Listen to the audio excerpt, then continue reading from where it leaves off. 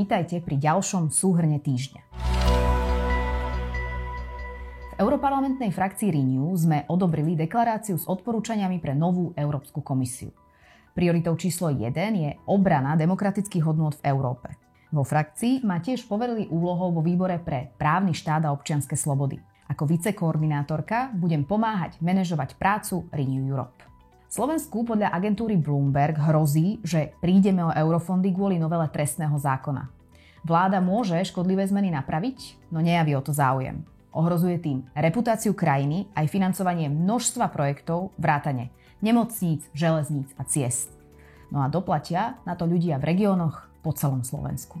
Platforma na ochranu slobody médií, ktorú zriadila predchádzajúca ministerka kultúry, dostala úder pod pás. Jej členku Zuzanu Petkovú z nadácie Zastavme korupciu odvolali. Nahradil ju novinár z E-reportu, média, ktoré pravidelne porušuje novinársku etiku a propaguje ľudí s extrémistickými názormi. Začalo sa aj odvolávanie Michala Šimečku z pozície podpredsedu Národnej rady.